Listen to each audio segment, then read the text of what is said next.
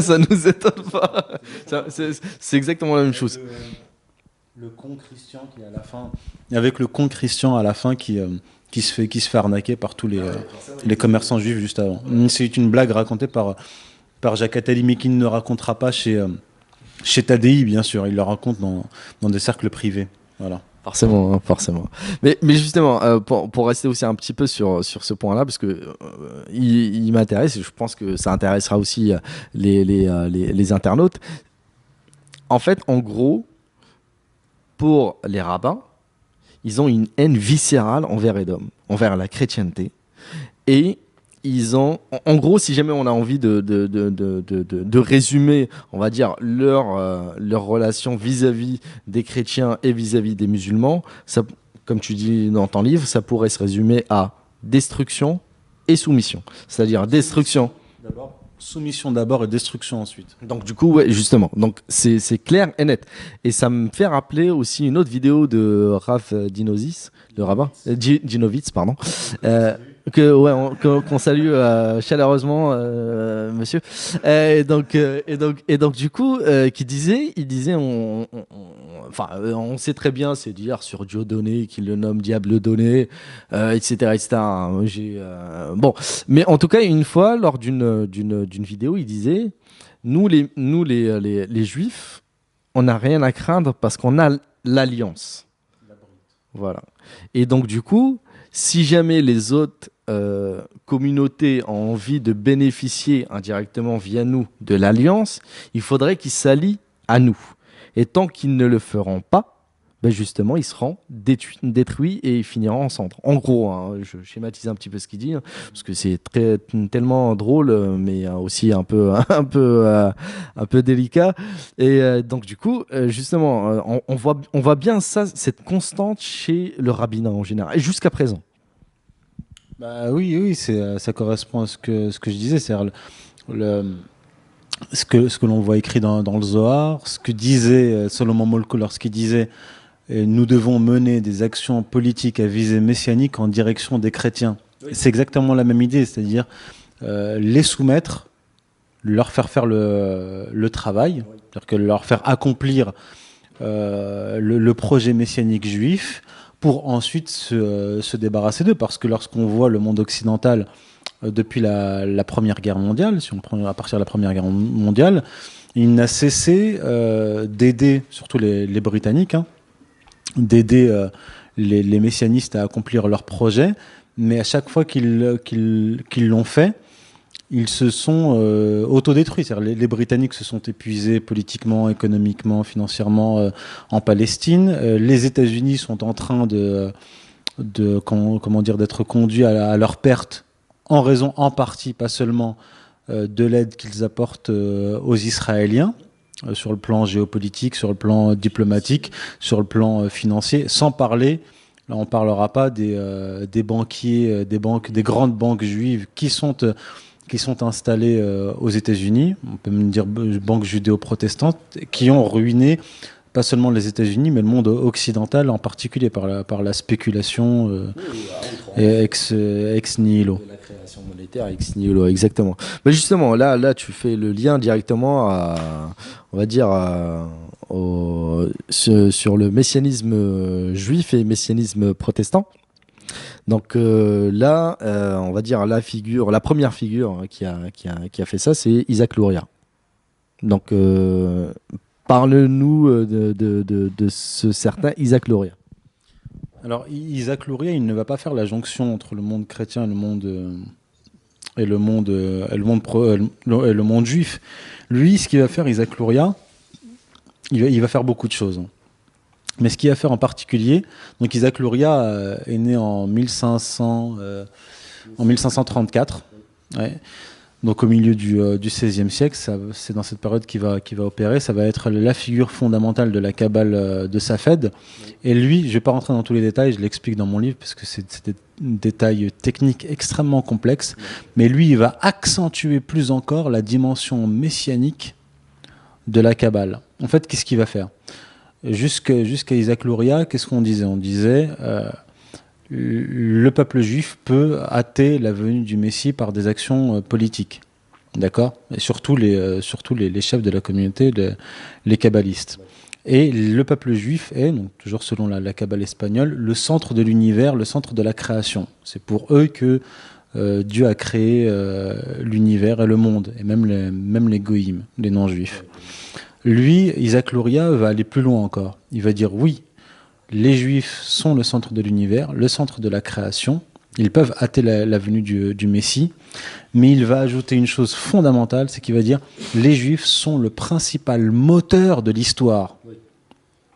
D'accord ? De toute l'histoire. C'est-à-dire de toute l'histoire, la cosmo-histoire selon Isaac Luria est fondée sur l'action du peuple juif. Il va même, il va écarter Dieu. Dieu ne va devenir plus qu'un spectateur, et même le Messie lui-même. Parce que lui, Isaac Luria, va dire que c'est le peuple juif qui, de lui-même, doit retourner en Terre Sainte pour rétablir le flux divin qu'il y avait entre lui et Dieu.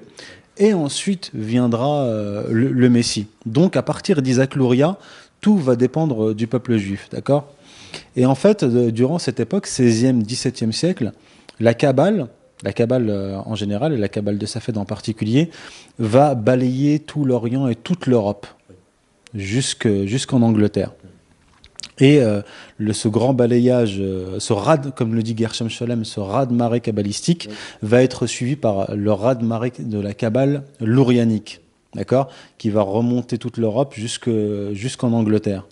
Et cette Kabbale lourianique ultra messianiste et nationaliste qui va ensuite influencer les chrétiens protestants messianistes du XVIIe siècle en particulier. Mais c'est là où on fait la boucle avec l'histoire du christianisme sionisme qu'on connaît. Et c'est là en fait que va naître le christianisme sioniste. Là où s'étaient arrêtés en fait les historiens comme Shlomo Sand. Et en fait, je remonte par le bas pour montrer en fait voilà comment a pu émerger le christianisme sioniste. Mais je parle aussi de mon livre très brièvement de la Kabbale chrétienne qui naît dans la seconde moitié du XVe siècle et qui va déjà commencer à remonter l'Italie, la France et qui va arriver en Allemagne et en Angleterre. L'Angleterre et l'Allemagne vont être les centres de la Kabbale chrétienne. Donc vous avez la Kabbale chrétienne qui apparaît, qui apparaît au fin du XVe siècle et qui va remonter tout au long du XVIe siècle et XVIIe siècle jusqu'en Angleterre et en Allemagne. L'apparition du protestantisme au début du XVIe siècle, plus le messianisme nationaliste, extrémiste de Isaac Luria. Et tout ça va forger le grand mouvement messianique chrétien. Tiens, Raphaël. Oui, alors je vois que le compteur des minutes est déjà presque à 1 heure et comme certains internautes n'osent pas cliquer quand ça dépasse 1 heure ou quand ça dépasse 2 heures, on va essayer de terminer un peu rapidement l'entretien si vous voulez bien et de parler notamment de 2 figures qui ont donné naissance au sabbatéisme et au franquisme. Alors le franquisme qui n'a rien à voir avec Franco, pour les internautes qui ne connaissent pas bien le sujet, je vous repasse le micro. Donc du coup, oui, pour faire justement le fil conducteur, donc du coup, il y a eu un certain Ménassé Ben Israël qui justement va, comme tu dis, va faire l'expansion de cette idéologie-là au sein même de l'Europe plus généralement, et qui va aussi influencer et donner source au sabbato-franquisme. Non, lui non. Lui, il n'a aucune relation directe avec le sabbato-franquisme. Tiens. Alors lui, Ménassé Ben Israël, lui, va consolider l'alliance judéo-chrétienne qu'avait commencé à établir Solomon Molko. C'est lui qui, par des lettres, qui va envoyer des rencontres, surtout une rencontre avec Olivier Cromwell qui fait une révolution en Angleterre. Il va obtenir l'autorisation de Cromwell pour que les Juifs partent d'Amsterdam et puissent aller en Angleterre, lever l'interdiction, parce qu'en 1290, les Juifs avaient été expulsés d'Angleterre. Mais malgré ça, il y avait quand même des marranes qui faisaient du commerce en Angleterre. Voilà. Je termine là-dessus. Pour ceux qui veulent en savoir plus, liront mon livre. Par rapport à Sabbatai Tzvi et Jacob Frank, c'est vraiment une histoire très très particulière. Parce que Sabbatai Tzvi est un kabbaliste extrémiste qui va émerger à Smyrne, en Turquie, au XVIIe siècle, qui va se convertir faussement à l'islam en 1666. Je passe tous les détails. Et qui va entraîner avec lui des conversions, en tout cas en particulier 2 conversions massives de sabbatéens, ses disciples, qui vont se convertir à l'islam faussement. Et en fait, ils vont suivre Sabbatai Tzvi, qui est considéré notamment par son faux prophète Nathan de Gaza, son prophète Nathan de Gaza, qui va théoriser le sabbatéisme et qui va expliquer en gros que en fait il a apostasié, il s'est converti à l'islam pour mieux le détruire de l'intérieur. Et donc ses suiveurs, ceux qui vont se convertir faussement à l'islam, vont tenter de poursuivre cette mission, une destruction de l'islam de l'intérieur. D'ailleurs, entre 200 et 300 familles qui oui. Et 2 vagues. Et ensuite, donc, ce mouvement sabbatéen va donner naissance un siècle plus tard au mouvement franquiste. Donc Jacob Frank, qui va émerger en Pologne au XVIIIe siècle et qui va se présenter comme la réincarnation de Sabbatai Tzvi. Et il va opérer pratiquement de la même manière, se présenter comme le Messie, comme Sabbatai Tzvi, et va entraîner avec lui des conversions massives au catholicisme. Oui. Mais plus que ça, par des mariages, notamment avec des femmes franquistes, ils vont pénétrer toute l'aristocratie européenne de l'ouest à l'est, d'Espagne jusqu'en Russie. Toutes les grandes familles aristocratiques, danoises, anglaises, espagnoles, russes, etc., etc. Et ils vont aussi pénétrer l'Église catholique pour la détruire de l'intérieur. Toujours le même projet. Et justement, tu mets un parallèle entre la Révolution anglaise et tu fais aussi le pendant avec la Révolution anglaise au début, et tu fais aussi le pendant avec la Révolution française. Un siècle, 140 ans plus tard environ. Donc c'est intimement lié. On voit bien aussi, encore une fois, on va dire leur action et leur dessin. J'aurais une question sur Sabbatai Tzvi. Il y a une histoire qui disait que le sultan turc l'avait ramené, lui avait dit: si tu étais réellement le Messie, fais-moi un miracle. Et lorsqu'il va voir qu'il n'a pas fait de miracle, il saura qu'il n'est pas réellement le Messie. Et donc du coup, c'est là où il lui demandera de se convertir. Est-ce que c'est vrai j'ai déjà entendu ça, mais je ne sais pas si c'est vrai ou non. C'est une fable. Parce qu'en fait... Non, parce qu'en fait, ce qui se passe, c'est que lui, il va créer de graves troubles, Sabbatai Tzvi. Il va donner naissance à une nouvelle poussée de fièvre messianique dans toutes les communautés juives d'Orient et d'Europe. Il y a un balayage, une fièvre qui part de l'Orient, Palestine, Turquie, qui balaye tout le Maghreb et l'Europe. Les rabbins de l'époque, encore une fois, de Jérusalem, de Constantinople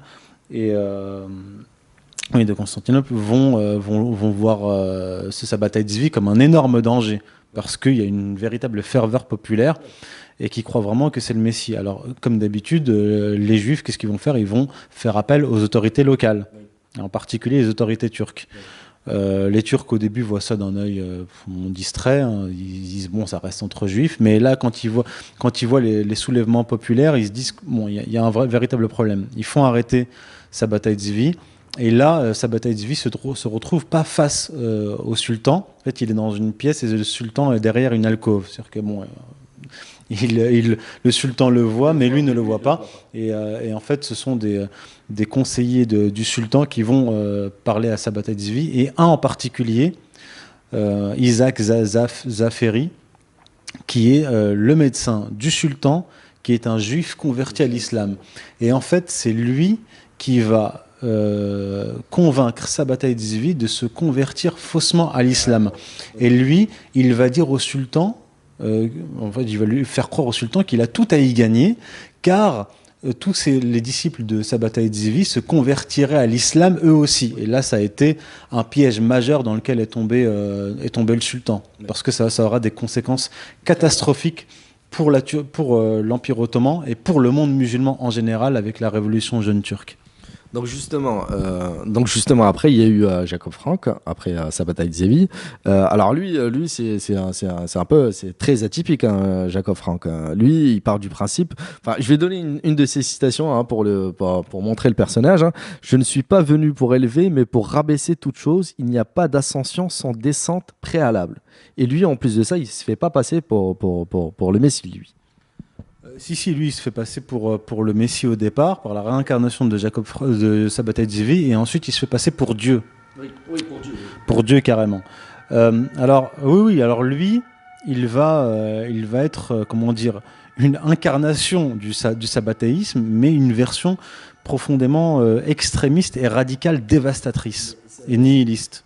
Justement, ça relève limite du satanisme, hein, ce que dit Jacob Frank, hein. Alors voilà, maintenant on va revenir un petit peu à la théorie, si j'ai le temps. En fait, le mouvement sabbatéen et sabbato-franquiste vient d'une idée fondamentale qui se trouve déjà dans la Kabbale.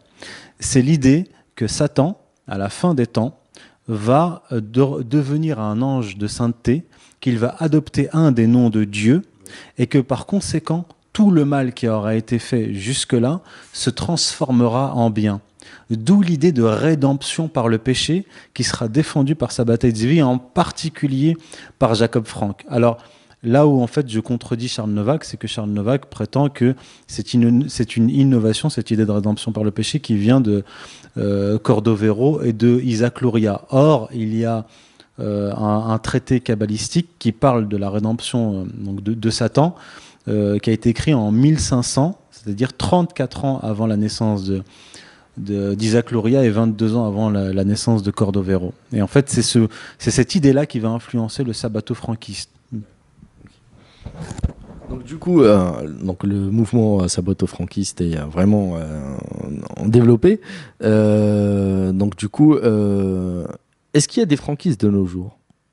Question toute bête, hein. Donc, est-ce qu'il y a des franquistes qui disent ouvertement? On sait l'influence des Dönme, par exemple, en Turquie, qui sont justement jusqu'à présent, qui se marient contre eux, etc., qui sont faussement reconvertis à l'islam. Mais est-ce qu'il y a des gens franquistes qui le disent ouvertement et qui ont, on va dire, un poids politique, etc. Qui le disent ouvertement, non. Oui. Non. Mais par exemple, vous avez le juge Brandeis, qui était juge de la Cour suprême, il me semble, aux États-Unis à l'époque de la Première Guerre mondiale, qui va influencer le président de l'époque pour justement le pousser dans la Première Guerre mondiale et surtout pour la création, en faveur de la création du foyer juif en Palestine. Vous ne trouverez aucun franquiste qui vous dira qu'il est franquiste, mais vous avez des grandes familles franquistes comme la famille Brandeis et aussi Charles Novak en parle dans son livre, la famille Brzezinski. Oui. Zbigniew Brzezinski, qui est le grand géostratège américain, vient d'une grande famille franquiste, de la noblesse polonaise franquiste qui s'est faussement convertie au catholicisme. D'où son excellent bouquin, entre guillemets, Le Grand Échiquier. Donc du coup, justement, après, le sabbato-franquisme va essayer, aura un lien direct ou indirect avec le mouvement idéologique wahhabite. Donc le wahhabisme est une idéologie qui n'a rien à voir avec la religion musulmane. Et justement, tu parles réellement du principe que la plupart des gens ne connaissent mais vraiment rien du wahhabisme. Donc on aimerait bien que tu aies mettre en avant ces clarifications quant au wahhabisme. Alors, ce que j'explique dans mon livre, dans ce livre-là en particulier, c'est que en fait, je donne j'expose le wahhabisme et le réformisme islamique, c'est-à-dire son lien avec le réformisme islamique, dans une perspective géopolitique, historique et eschatologique. Je montre en quoi le wahhabisme a été un acteur très important dans le projet messianique global. Ce qu'on ne peut pas démontrer, je le dis dans mon livre, on n'a pas de document formel qui expose le lien entre le sabbatéisme et le wahhabisme. Par contre, je démontre clairement les liens entre le sabbatéisme, la maçonnerie donc aussi sabbatéenne, et le mouvement réformiste islamique qui commence avec Malkoun Khan, puis avec Jamal ad-Din al-Afrani puis Mohamed Abdou, puis Rachid Rida, puis Hassan al-Banna, etc. Puis Tariq Ramadan aujourd'hui. C'est-à-dire que le réformisme islamique n'a rien d'islamique au départ.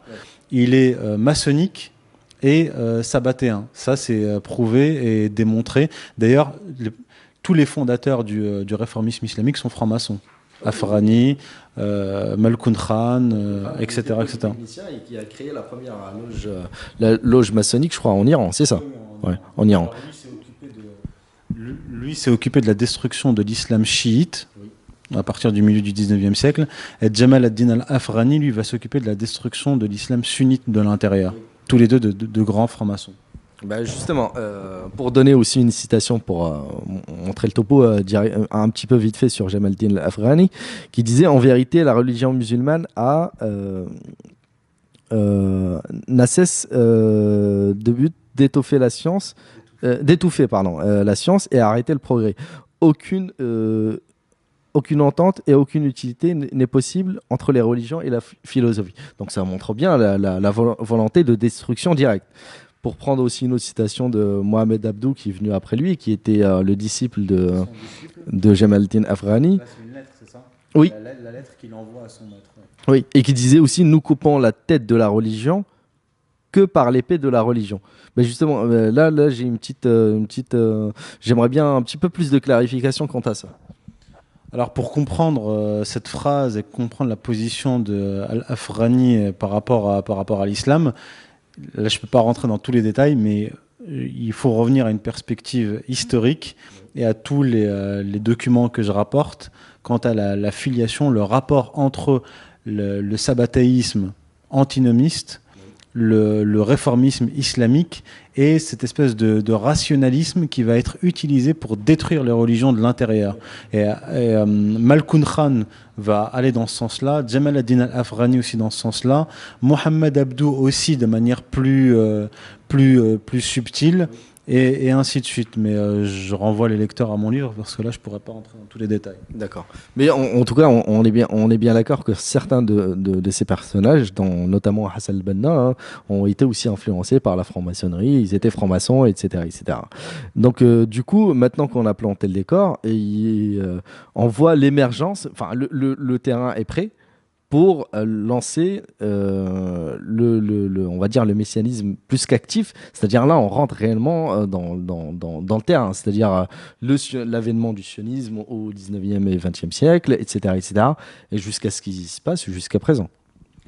Oui, alors à partir de la fin du 19e siècle, sur le plan politique et géopolitique, le fruit est mûr. Oui, voilà. On prépare la destruction de l'Empire ottoman de l'intérieur via les jeunes Turcs qui sont des sabbatéens. Oui. On a déjà, par la Révolution française en particulier, détruit les structures traditionnalistes européennes. On a le projet sioniste qui a mûri et qui est en phase d'accomplissement sur le plan matériel. On a la Première Guerre mondiale qui va contribuer à la destruction, dont la résultante va être la destruction, le démantèlement de l'Empire ottoman, de l'Empire austro-hongrois et de l'Empire germanique. Oui. Vous voyez ? C'est les grands empires euro-asiatiques qui vont être détruits. Donc à partir de la Première Guerre mondiale, cette époque-là, on a tous les grands piliers du projet messianique global qui sont posés. Et à partir de la Première Guerre mondiale, tout ce qui va se passer durant le XXe siècle, avec le bolchevisme issu du messianisme juif, comme je le démontre dans mon livre, le réformisme islamique qui va détruire l'islam de l'intérieur, le christianisme qui n'existe déjà plus formellement à cette époque-là, qui va être achevé avec Vatican II, vous avez... Le décor est posé. Et maintenant, on est à la dernière phase d'un projet global qui a mis des siècles et des siècles à s'accomplir. Et justement, maintenant qu'il s'est accompli, tu mets en avant dans ton livre le premier découpage du Proche-Orient et la création du foyer juif. C'est-à-dire maintenant, tout est mis à plat, on n'a qu'à passer à l'action. Oui, à partir de la fin de la Première Guerre mondiale, comme je l'expose, on a la création du foyer juif en Palestine. C'est-à-dire que la branche nationaliste du projet messianique global est, on va dire, accomplie, a donné ses fruits. Voilà, là, on est au point de départ du nationalisme messianique. Et tout au long du XXe siècle, ce messianisme nationaliste qui est présenté comme un projet athéiste va peu à peu montrer son véritable visage. Son visage est en fait un projet messianique profondément religieux. Et aujourd'hui, si l'on a en Israël des dirigeants ouvertement religieux et messianistes, ce n'est pas le fruit du hasard. Ce n'est pas parce que, comme certains le disent, Tsahal aurait conquis des lieux saints en 1967. Non, non. Nous avons l'État d'Israël qui renoue avec ses racines qui sont messianiques.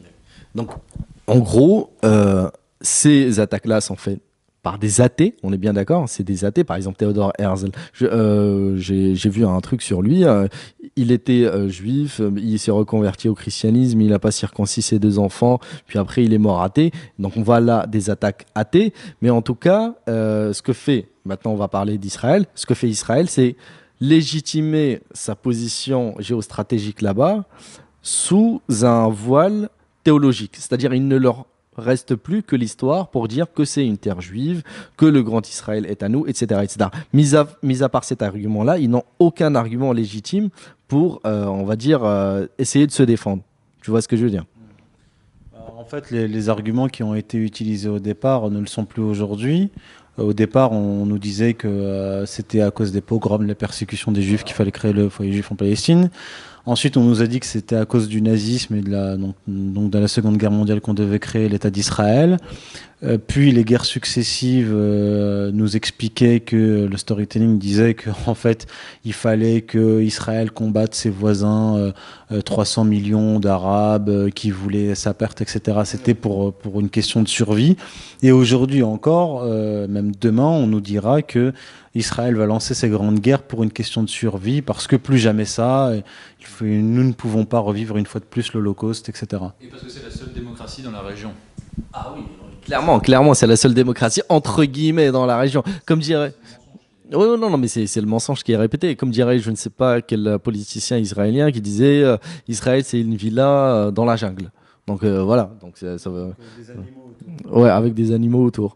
Donc du coup, ouais, c'est ok, pourquoi pas, hein, pourquoi pas. Hein, on écoute les idées. Hein. Donc du coup, du coup, après par la suite, justement, il y a eu plein de projets fallacieux qui ont essayé encore d'accentuer ces actions-là. Tu parles très très souvent du plan d'Oded Yinon, que je connaissais pas moi personnellement et que justement j'ai essayé de rechercher. Parle-nous, enfin, histoire on va dire de finir, boucler la boucle. Est-ce que ouais, voilà, finir en beauté. Je sais pas si ça sera en beauté d'ici peu, mais bon, finir en beauté quand même. Hein. Parler du plan Oded Yinon, puis après des messianistes israéliens que sont Netanyahou et autres comparses, et les néoconservateurs américains, pour montrer maintenant qu'Israël a une terre. Qu'est-ce qu'elle fait maintenant pour sauvegarder, comme tu disais, sa légitimité? Depuis le départ, depuis la création du foyer juif, depuis l'époque des premiers dirigeants israéliens et même Ben Gourion, il s'agissait d'établir un grand Israël du Nil à l'Euphrate.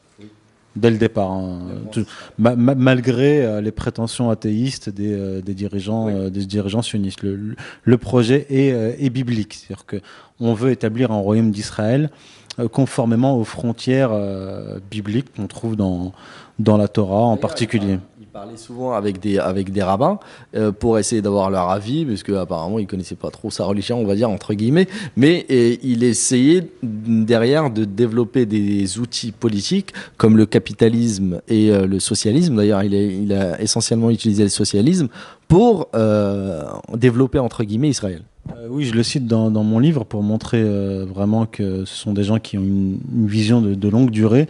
Ben Gourion qui dit très clairement que le socialisme n'est qu'un moyen, un outil pour aboutir au projet sioniste, parce qu'à l'époque, il y avait des contingents qui venaient des milieux socialistes, des contingents juifs qui venaient peupler la terre de Palestine, et qui était financé par des capitalistes juifs. Donc c'était la jonction, pour ceux qui ne comprendraient pas la véritable relation entre capitalisme et communisme, c'était la jonction de ces deux forces motrices apparemment antagonistes, de type hegelienne, thèse et antithèse, pour aboutir à une synthèse qui est le projet messianique. Donc, dès le départ, c'était un projet biblique qu'on a voulu établir. Le projet Oded Yinon, le plan Oded Yinon, est le moyen par lequel Israël va construire ce royaume du Nil à l'Euphrate. Oded Yinon était un haut fonctionnaire du ministère des Affaires étrangères en Israël, et il a établi un plan, en 1982 qui s'appelle Stratégie pour Israël dans les années 1980. Très rapidement, le projet disait que voilà, il faut que Israël devienne un empire régional, donc dans la région. Pour ce faire, nous devons faire éclater tous les États environnants. La Syrie, l'Irak, la Libye, l'Égypte, etc. Et il écrivait très clairement qu'il fallait opposer les différentes confessions, créer des oppositions ethno-confessionnelles dans ces pays-là pour les faire éclater et pour qu'ensuite Israël puisse s'étendre. Or, même lorsqu'on tente d'activer des tensions intercommunautaires, c'est très difficile de le faire lorsqu'on a un État qui est stable, comme l'État irakien, l'État syrien et autres. Donc les sionistes, le lobby pro-israélien en particulier, comme je le montre dans mon livre, va utiliser la puissance américaine pour faire éclater les États qui entourent Israël, pour ensuite activer ces tensions intercommunautaires. D'ailleurs, est-ce que c'est via l'AIPAC ou non? Pas directement ou C'est principalement via l'AIPAC. Okay. C'est le principal lobby. Il y a d'autres lobbies pro-israéliens là-bas, mais ils ont travaillé. Il y a le JINSA, il y a la conférence des présidents, et donc, mais l'AIPAC est le lobby central aux États-Unis. Et donc c'est via l'AIPAC et des individus comme Bernard Lewis c'est par ces groupes et ces individus qu'ils ont réussi, et aussi les dirigeants israéliens, à pousser les États-Unis à attaquer l'Irak et à déclencher notamment des guerres par proxy dans tout le monde arabo-musulman entourant Israël. Alors, même lorsqu'on a fait éclater les États, la confrontation entre les communautés n'est pas une évidence. Ouais. C'est là qu'apparaissent les groupes terroristes. Ils sont là pour faire le travail que les communautés ne font pas d'elles-mêmes. Et justement, pour faire aussi un parallèle, merci à monsieur Bernard-Henri Lévy, qu'on salue lui aussi, qui nous disait que les printemps arabes sont une bonne chose pour Israël. Hein. Donc on voit un peu la jonction. Quoi. Alors il a dit que c'était bon pour Israël, et il a aussi dit que c'était en tant que juif, sioniste et pro-israélien, qu'il avait déclenché la guerre en Libye. Les choses sont claires. Pour les gens qui pensent que Bernard-Henri Lévy est un imbécile, je pense que c'est pas du tout un imbécile. C'est dans la lignée, quoi. C'est quelqu'un qui sait ce qu'il fait, et il est en service commandé, évidemment. Donc les Israéliens ont réussi à faire éclater les États grâce aux États-Unis. Ils ont créé des groupes terroristes. On sait depuis longtemps que la CIA et le Mossad travaillent conjointement dans la création des groupes terroristes. Et aujourd'hui, nous avons l'ultime groupe terroriste Daesh qui est là pour finir le travail. C'est-à-dire, une fois qu'on a fait éclater les États, une fois qu'on a envoyer des groupes terroristes pour épurer ethniquement le Proche-Orient. On utilise des groupes terroristes, et aujourd'hui Daesh, pour affaiblir l'armée syrienne ou la repousser vers le nord, et affaiblir aussi le Hezbollah, qui sont les deux principaux verrous qui empêchent l'expansion israélienne. Voilà. Je crois que j'ai tout résumé. Ouais, je pense aussi. Donc du coup, merci pour toutes ces clarifications. Maintenant qu'on a, on va dire, établi une ambiance assez anxiogène, qu'on connaisse tout ça, quelle alternative faudrait avoir? C'est-à-dire, si jamais, par exemple, tu avais à discuter avec les différentes communautés, que ce soit la communauté musulmane, chrétienne, voire même juive, il y a même des juifs qui sont enrôlés dans tout ça, etc., voire même des athées, etc., etc. Parce que moi, lorsque je lis ça, je suis préparé psychologiquement, mais je ne sais pas quoi faire autre. Enfin, je suis musulman, je ne devrais pas le dire, hein, mais j'ai une foi, etc., etc. Mais on se dit qu'on s'attend au pire par rapport lorsqu'on lit tout ça. Donc du coup, si jamais tu as enfin, je sais pas, un conseil, une alternative par rapport à l'avenir qui va... Une lueur d'espoir, quoi. Qu'est-ce que tu pourrais dire? Alors, qu'est-ce que je pourrais dire à qui en particulier? Parce que est-ce que tu parles des populations? Qu'est-ce que je pourrais dire aux populations? Ou qu'est-ce que je pourrais dire aux dirigeants? Et à quels dirigeants? On va dire toutes les strates. Les dirigeants, je pense on se leurre pas, on va pas se leurrer. On n'attend plus rien d'eux. Moi, j'attends plus rien de l'État. J'estime que l'État est mort. Les différents États sont morts, sauf l'État d'Israël, hein, peut-être. Mais en tout cas, enfin, pas les États, mais directement les peuples, les sociétés, etc. C'est-à-dire le vivant, quoi, parce que l'État, c'est fantasmagorique des fois. Comme lueur d'espoir, moi je suis un pragmatique et je pars de la réalité. J'essaie de voir à partir de la réalité ce qu'on peut faire. Ce qu'on pourrait faire, par exemple, à partir de l'Europe, et là ça pourrait s'adresser aux Français, aux futurs dirigeants français, c'est dans un article récent que j'ai écrit qui s'appelle Attentat du 13 novembre, la politique et l'avenir de la France en question, qu'on peut coupler à un autre article que j'ai écrit qui vient de paraître justement dans le numéro 21 de la revue Europe et Orient, qui s'appelle La Russie, l'Europe et l'Orient. J'expose, enfin, je fais une analyse et je fais aussi de la prospective. J'essaie de dire voilà ce qui peut se passer à l'avenir et voilà ce qu'on pourrait faire à l'avenir pour essayer de faire basculer la balance. On voit actuellement en Europe et en France en particulier des tentatives de déstabilisation. J'explique dans mon article, je renvoie les gens à mon article. Je dis que l'oligarchie est en train d'instrumenter le pouvoir français qui est en train de se raidir pour faire basculer, abolir l'État français et finir le transfert de pouvoir de l'État à Bruxelles, le Politburo de Bruxelles. Ouais.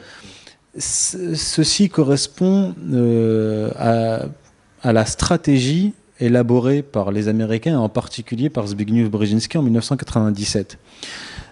Pourquoi je parle de ça? Parce que la France est un pilier majeur géostratégique eurasiatique. Ça, il faut que les Européens le comprennent, que les Russes le comprennent, je pense qu'eux, ils l'ont compris, et que les Orientaux aussi le comprennent. Brzezinski écrivait la chose suivante. Il disait « Nous devons absolument faire de l'Europe une sorte de pivot géostratégique eurasiatique. Nous devons soumettre l'Europe par laquelle nous allons pouvoir pénétrer en profondeur dans le continent européen jusqu'en Eurasie et même donc jusqu'en Russie. En tout cas, faire une politique de containment de la Russie. C'est ce qu'on voit aujourd'hui avec l'expansion de l'OTAN. Exactement.